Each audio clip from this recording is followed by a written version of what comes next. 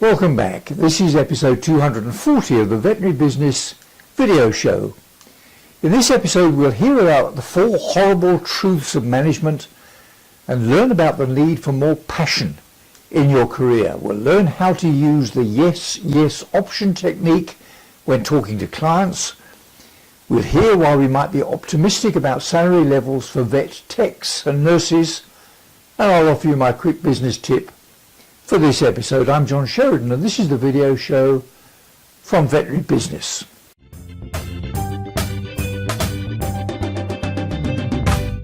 Way back in 1993, I think it was, that's more than 25 years ago, I was involved with a number of colleagues in setting up the Veterinary Practice Management Association, now renamed as the Veterinary Management Group. It was a huge success and reflects the importance of the management role in veterinary practice.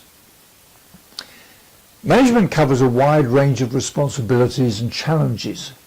It's never easy, and one of the biggest complaints of managers is that there's never enough time to do all the things that have to be done. That's just one horrible truth.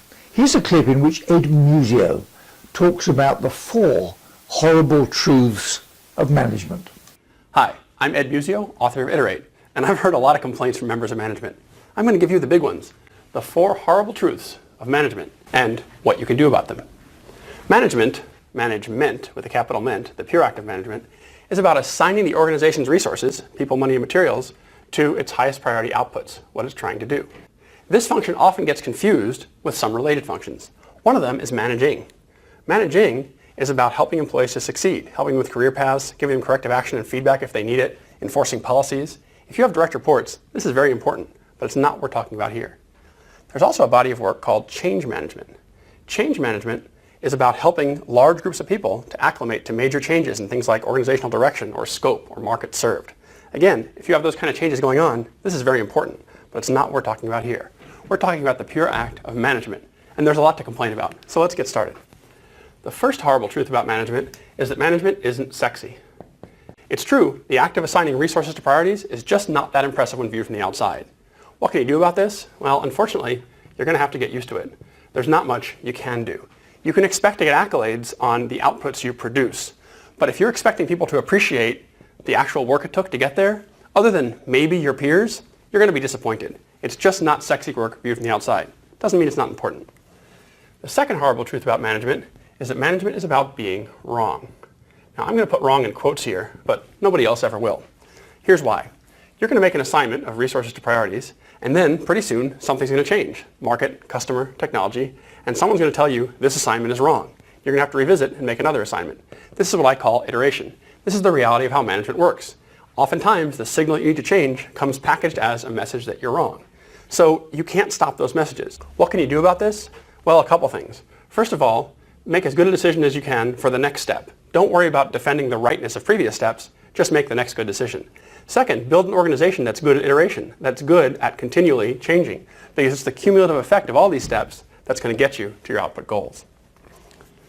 The third horrible truth about management is that management can only allocate resources. That's the whole job. Now, when you're in this role, people are going to come to you with concerns about the market, technology, the customers, other employees, big changes on the horizon. You may have to do some work down here, but don't lose your focus on management. That's what you do about it. You make sure you stay focused on resources. When people bring you information, keep asking the question, does this new information change my understanding of how my resources should be assigned? If it does, make the change. If not, don't worry about it, but keep your focus on getting your resources where they need to be. Finally, management is always, and I mean always, resource constrained. You never have enough resources. I didn't draw the whole picture here. In addition to these key outputs, there are a whole long list of other almost as important, almost as good outputs that you could resource. Your job in management is not just to resource these, it's to not resource those. Don't spread yourself too thin, get the most important work done. The problem is these are going to have verbal, vocal, emotional advocates who are going to complain to you that you're not resourcing it. And all you can do about that is focus on your priorities. Make sure you know what they are and make sure you get good at talking about them so you can explain why you're not doing things, but hold firm to your priorities. Now, this may sound like all bad news, but really it's not. The truth is, management is essential, influential, and engaging. Your job is essential. It's not possible to have a good organization without good decisions in every level of management consistently. It's influential. The decisions you make affect the customers, the products, your employees, their families, the future of the organization. Your work is really, really important. And finally, it's engaging. People who are good at this work come to like the fact that it's a puzzle. This is always changing, it's always different, and the impacts to the organization are enormous. Now let's see who's on the video show Soapbox. In the previous episode of the video show, we featured a clip from Simon Sinek, who explained that having an impact and making a difference in one's chosen career takes time and requires patience. It's not something which you can expect to search for, find and pick up off the shelf. In the same episode, I referred to my concerns about the potential shortage of young vets with a passion for taking a lead in planning and leading the veterinary practices of the future. Here's another clip, again featuring Simon Sinek, and this time he too is talking about passion. And so the question is, where does passion come from? Passion is a result. Passion is an energy. Passion is the feeling you have when you're engaged in something that you love. Passion is the feeling you have that you would probably do this for free, and you can't believe somebody pays you to do it, And I think we mistake that passion is something we do in our private lives, but it shouldn't be done in our careers, for example. And I'm a firm believer that you are who you are. And anybody who says, I'm different at home than I am at work, in one of those two places, you're lying. And the goal is to make everything you do in home and at work something that you have excitement to do. So how do you find the things that you're excited to do? Well, it's actually easier than you think. What are the things that you love to do? What are the things that you would do for free? How can you recreate that feeling and be paid for it? So what are the things that I do on the weekend, right? I'm very involved in the art world. I love to go to museums and galleries, but I love to go see dance and performances because I want to see how others are interpreting the world. So that inspires me. New ideas, new thoughts, new ways of looking at the world are things that interest me privately, and I seek it out and pay money for it, right? So does that mean I have to have a career in the arts? No, it means I have to have a career where new ideas are explored, where people are experimenting and trying things out, and I have to explore new ideas and try things out, and I'm just as excited to go to work every day as I am to, go do something on a Saturday night.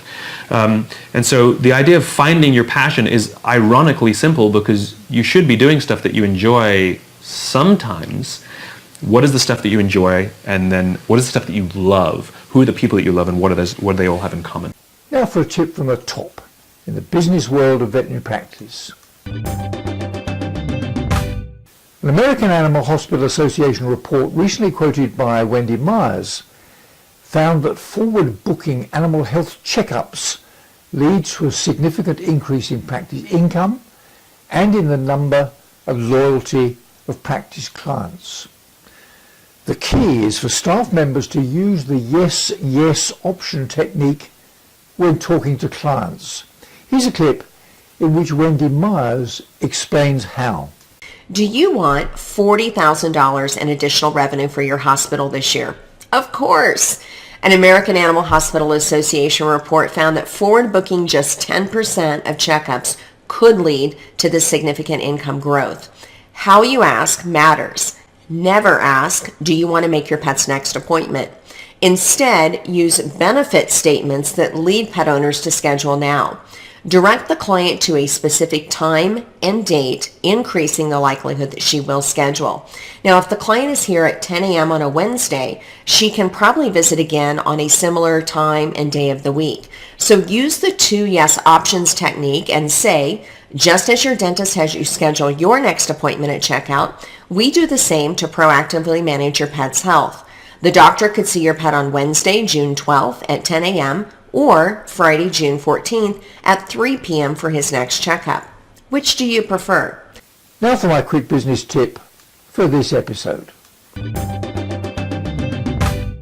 There's little doubt that the majority of staff members in veterinary practice are not well paid, certainly compared with many of their contemporaries in allied professions.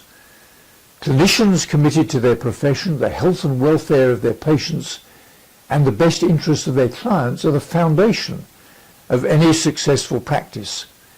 And there's a good deal of concern in the industry about the numbers who leave their chosen profession for pastures new. Here's a clip from Mary Berg responding to a question about the salary levels for vet techs in the United States. I'm optimistic that the salaries will continue to improve for veterinary technicians. Veterinarians are starting to recognize the importance of having veterinary technicians on staff and utilizing them to their fullest. Practices that utilize their veterinary technicians have a much higher revenue overall than practices who don't utilize their technicians fully. Hopefully, that increased revenue will trickle down to the veterinary technicians as an increase in their salaries. So what's my quick business tip? Well, it's this: take another look, especially at the clinicians in your practice. That's vets, techs and nurses. Don't talk to them, talk with them. Make sure it's a regular two-way communication in which you ask what they're trying to achieve for themselves and the practice, what's getting in their way, and what they think you could do to help them achieve those objectives. Then just listen and hear what they have to say. You'll be glad that you did. Well, that's about it for now. I'm John Sheridan, and this has been another video show from Veterinary Business. See you next time.